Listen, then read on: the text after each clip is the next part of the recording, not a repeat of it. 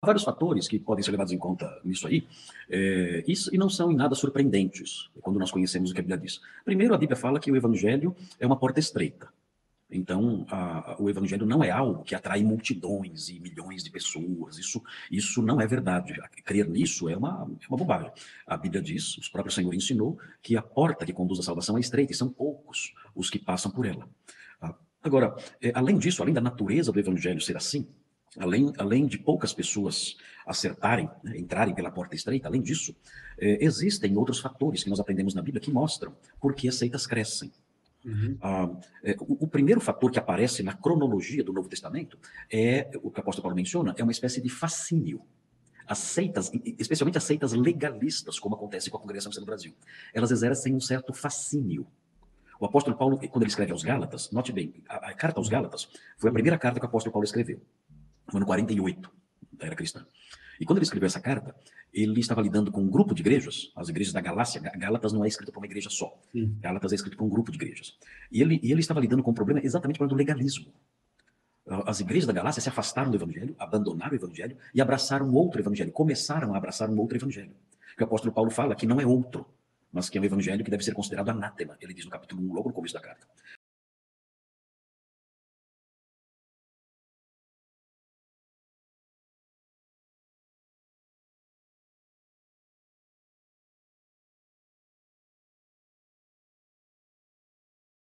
E ele fala, como pode? Vocês em tão pouco tempo se desviaram. E aí a sua pergunta, como pode? Essas seitas terem tanto sucesso. O que aconteceu foi que um grupo de falsos mestres se infiltraram nas igrejas da Galácia e começaram a ensinar o legalismo. Não toque isso, não faça aquilo, não coma tal coisa, tem que ser circuncidado, para ir para o céu tem que ser circuncidado, tem que guardar dias e meses e tempos e anos. Tudo coisa de seita esse negócio. Guardar dia, não pode comer isso, não pode fazer aquilo, rituais, né, rituais e tudo mais. E ele fala assim, ó Gálatas insensatos, ele diz. Quem vos fascinou?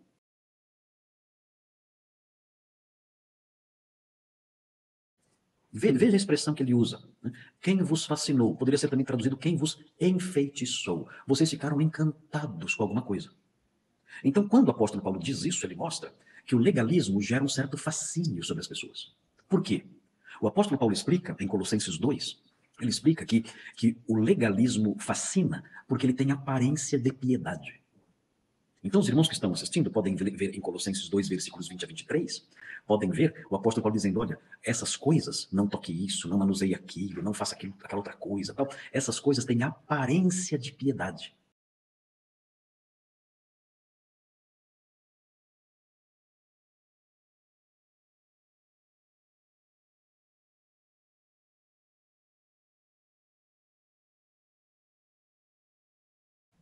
Então, isso fascina. Olha, não pode cortar o cabelo. Olha, não pode usar calça comprida, não pode usar maquiagem, não pode usar barba, não pode usar barba. Então, isso tem aparência de piedade, Paulo diz. Como rigor ascético, Paulo fala, um rigor com o corpo, né? Rigor ascético, tudo mais. Parece tão piedoso, mas ele fala assim, mas isso não vale nada. Ele diz, essas coisas têm aparência de piedade, mas não tem valor nenhum contra os desejos da carne. A pessoa acha aquilo fascinante, ela acha aquilo fascinante, porque parece ser piedoso. Nossa, é pessoa santa, não corta o cabelo, o que tem a ver uma coisa com a outra? Então é isso que fascina. Quando Paulo fala aos Gálatas, quem vos fascinou? Foi isso, o legalismo.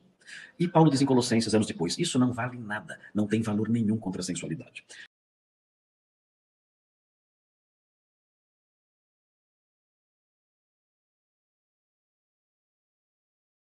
Na ilustração que você mencionou, o que eu quis mostrar para aqueles irmãos é que isso, além de exercer um fascínio tolo sobre as pessoas, e que não tem valor nenhum contra a sensualidade, contra os impulsos da carne, nada, além disso, essas igrejas que são legalistas, elas são presa fácil do diabo.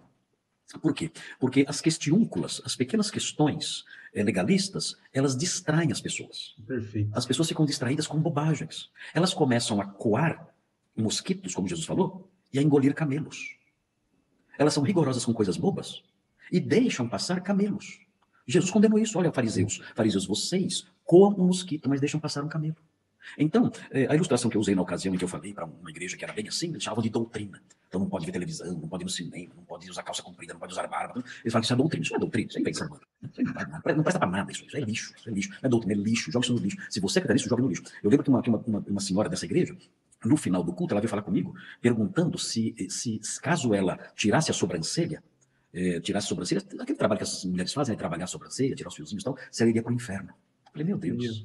Falei, meu Deus. Falei, irmã, você acredita mesmo que a sua salvação está escorada nesses pelinhos que estão em cima dos seus olhos? Você acredita que a segurança da sua salvação está embasada, fundamentada, no fato da senhora tirar esses pelinhos dos olhos ou não? O que a senhora acha que Cristo fez na cruz para a senhora? O que a senhora acha que Cristo obteve na cruz para a senhora? Não, é isso, é uma obra tão frágil que se a senhora pegar uma pinça e tirar 2 fiozinhos, a senhora perde tudo que ele fez por você. É essa firmeza que a senhora tem em Cristo? É essa firmeza que o Evangelho lhe dá? É essa firmeza da obra, das bênçãos salvíficas de Cristo obtidas no Calvário? É isso que ele obteve? Uma salvação tão frágil assim? Uma salvação que não persiste quando a senhora tira 2 fiozinhos da sua sobrancelha? Eu não entendia nada, aquela coitadinha não entendia nada do Evangelho. Ela achava que ia para o céu porque não tirava a sobrancelha.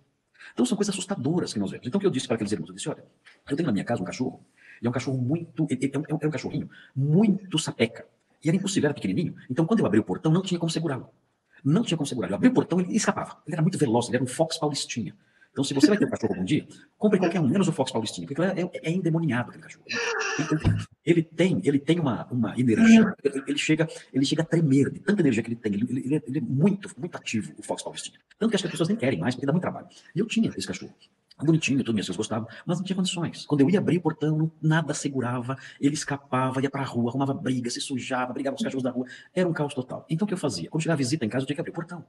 E eu não podia chegar e puxar a pessoa para dentro, empurrar e fechar logo, não podia fazer isso. Tinha que abrir o portão, tudo bem e tal. E a pessoa, né, entrava vagarosamente, tudo. Então o que eu fazia? Algumas vezes, né, quando eu não amarrava o cachorro, eu pegava um pauzinho, alguma coisa assim, uma bobeirinha assim qualquer, e eu jogava. E o meu cachorro, então, saltava sobre aquela coisinha, ficava lá, mordendo, rolando lá. Aí a pessoa entrava.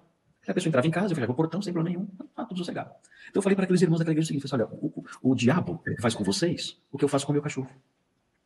Ele faz exatamente isso. Ele pega o pauzinho da calça comprida. Ele pega o pauzinho da maquiagem. Ele pega o pauzinho da barba. E aí ele joga para vocês. Aí vocês, igualzinho o meu cachorro, vocês pulam nesse pauzinho e ficam lá brigando e rolando. E enquanto isso, o diabo entra na igreja com maledicências, imoralidades, políticas sujas, golpes, adultérios, crises horríveis, mentiras assustadoras, hipocrisias chocantes. Ele entra na igreja e faz a festa na igreja. E vocês estão lá, rolando e brigando com o pauzinho da calça comprida e da barba. O diabo enganou vocês. O diabo deu distrações para vocês, distrações tolas para vocês, e vocês caíram na mentira dele. E ele entrou na igreja de vocês. E ali na igreja de vocês, ele faz a festa, porque vocês estão distraídos com bobagens. Eles ouviram isso e, né, ali não me chamaram mais, tudo mais, mas era essa a verdade. Tanto que mais tarde explodiram tantos escândalos naquela igreja que dá vontade de vomitar só de pensar. Pastores envolvidos com pedofilia, pastores casados saindo com travestis. Meu Deus do céu. Tudo isso sob a cobertura de outras pessoas que sabiam do problema e acobertavam. Coisas assim horripilantes, coisas que não dá para acreditar, nem incrédulo aceita. Mas estava na igreja. Mas não podia ir no cinema, não podia usar barba. Outro dia cancelaram um convite para eu pregar, porque viram que eu tinha barba. Meu Deus. Aí cancelaram o convite. O senhor tem barba? Tem, então temos que cancelar o convite. Eu falei, ok, sem problema. Vai em frente com isso. Fizeram isso, cancelaram o convite. Barba não pode. Mas essas atrocidades pútridas, as coisas mais podres e nojentas que podem recair sobre o comportamento de alguém, eu não consigo imaginar nada mais sujo do que esses pecados que eu mencionei agora. Isso tinha lá, e esses pastores estão lá até hoje, mesmo tendo feito essas coisas. Estão lá, pregam, dirigem tudo. Aí, e esses brinquedinhos geram fascínio, como o senhor estava falando na sua linha aí, né, pastor? É o fascínio, isso atrai pessoas. Atrai pela aparência de piedade. Atrai pela aparência de piedade. Mas, e talvez esconde também, né, pastor? Não esconde a minha sujeira, essas coisas? Esconde, porque é assim, para que eu vou me preocupar, por exemplo, em tratar bem a minha esposa, em ser um marido amoroso como Cristo? Para quê? Se eu já não uso bermuda, eu posso descer a porrada na minha esposa. Eu posso descer a cacetada, descer o porrete nela. Né? E quebro ela no cacetete. Tem maridos que batem nas esposas. Eu posso descer o porrete nela. Né? Posso tratar que nem cachorro a minha esposa. Posso maltratá-la, desrespeitá-la, ser grosseiro, ser agressivo, mas note, olha como eu sou santo, eu não uso bermuda. Dá para acreditar nisso? Então a pessoa, ela se escora nesse legalismo como se fosse a coluna de santidade. E isso serve como um lenitivo para a consciência. Porque ela sabe que em outras áreas da vida, ela é pior do que o incrédulo. Ela é pior que o incrédulo. Meu Deus. Ela age fazendo coisas horríveis. Eu me lembro que um cara da congregação cristã no Brasil, ele era beberrão. Cara, ele devia ser da congregação cristã do barril, É a famosa. porque bebia muito. E aí, quando o exortaram dizendo, olha, isso aí é errado, isso aí você não pode beber desse jeito, isso aí é embriaguez. Ele falou assim, eu só vou abandonar a bebida quando Deus me mostrar face a face. Essa era a resposta dele. Muito boa. Típico CCBano. Olha a piedade, a santidade desse homem. Olha que homem santo.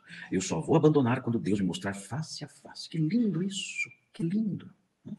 Ele reveste o seu pecado com uma aura de santidade. Eu vivo nesse pecado porque a minha esperança é que o próprio Deus me instrua face a face. Então, isso é próprio do legalista, isso é próprio do incrédulo, isso é próprio do sectário, ele santificar o seu pecado. Então a pessoa, eu mencionei, a pessoa em casa é um animal, bate na esposa, desce o porrete na esposa, fala palavrão, bebe, é adúltero, é um mal pagador, é um caloteiro, dá golpe em todo mundo, tem uma vida, um caráter sujo, mas eu sou santificado, porque eu faço a barba e nunca coloquei uma bermuda.